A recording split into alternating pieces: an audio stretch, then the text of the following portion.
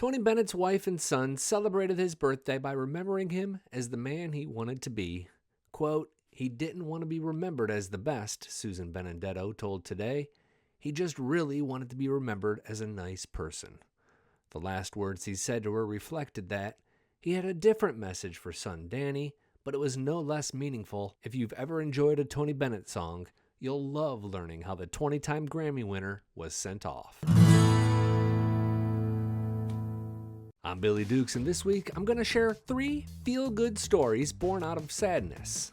Tony Bennett's last words is number 2, and if you want to skip ahead, I've provided a time code in the description section.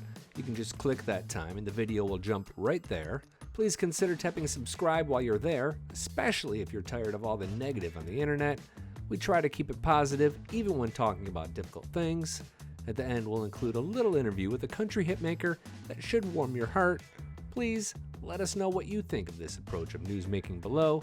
I'm being sincere when I say it's news, so we need your feedback from time to time to fine-tune.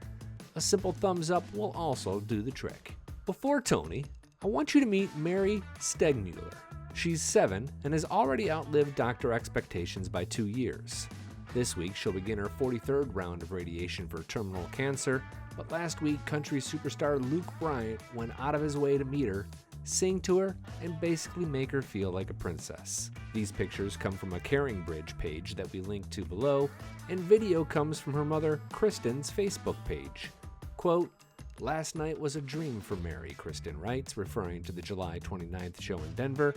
Limo ride to the concert, private suite with friends and family. She had the best time. That's only part of the story.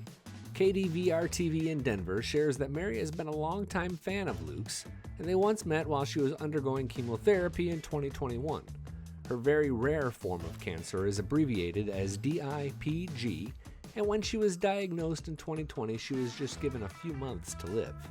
Groundbreaking treatment, several brain surgeries, and an unwillingness to give up have bought her much more time. But still, as the Luke Bryan concert approached, the family knew she was immunocompromised and would tire very quickly. So, Luke came to her. An anonymous donor gifted the family a private suite, which allowed for this emotional meet and greet. On Caring Bridge, her mom said they talked, he sang to her, she danced, he gave her a kiss. Quote, "She is tired, but so worth it. Radiation starts tomorrow." That last part is sobering and a reminder that this story isn't over yet. An update on Caring Bridge shares that Mary did well with her first radiation, but was very tired. Yes, there is a way you can help. We posted a link to Kristen's Amazon wish list in the description section as well. It's all incredibly time-consuming and stressful before the hospital bills. I love this part. A special request to be able to watch DVDs in bed because, quote, "mean mom won't give her a TV in her room." Comment below if you can relate to that kind of momming. On August 3rd, Tony Bennett's widow, Susan, and son Danny talked to the Today Show's Hoda. It would have been his 97th birthday, but Tony died on July 21st after a battle with dementia. Leave a kind word below if you can appreciate what the family went through. She describes him as having wonderful moments of clarity late and never forgetting his music.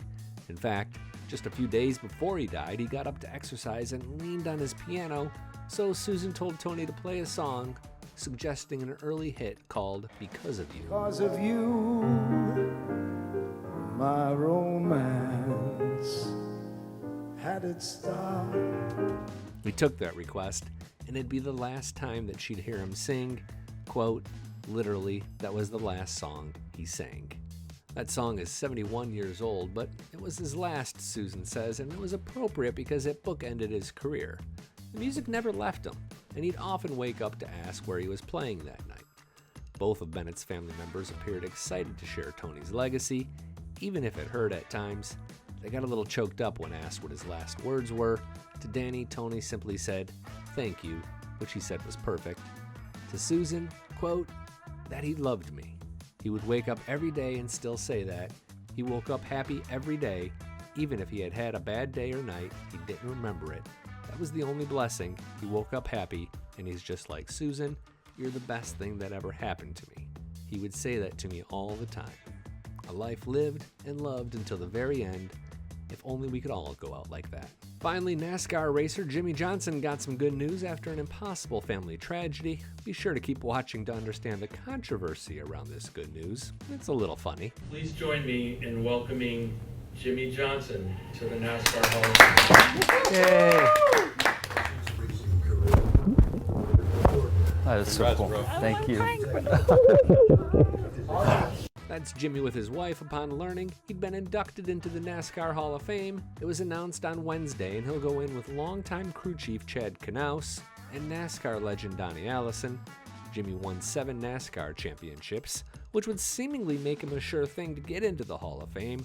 However, it was revealed that 4 voters didn't have him on the ballot.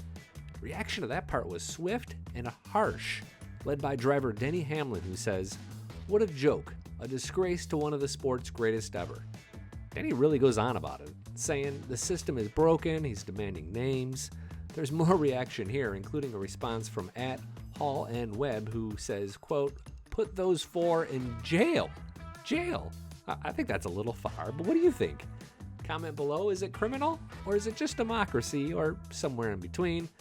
I think it's just nice to talk about Jimmie separate from the murder-suicide that took place at his in-laws' house in June.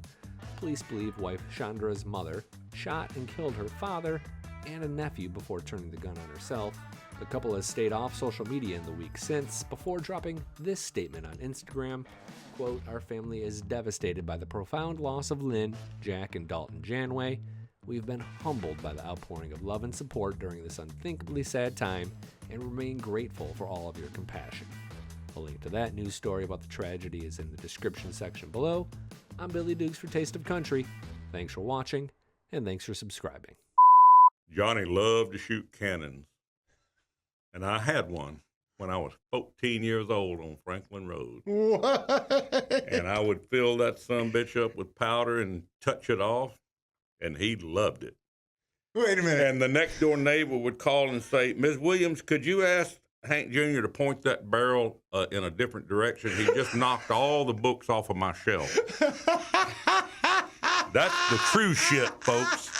Mm-hmm. You and Johnny Cash. Oh, he loved it. Cannons. He loved it. And so did I. And still do.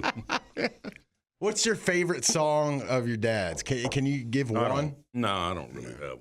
There's just too many good ones. Yeah. There's just too many good ones, man. Honky Tonk Blues would be right at the top. That's probably, Move It On Over and Honky Tonk Blues are probably the original rockabilly, the beginnings of all time, as those 2 songs. Yeah.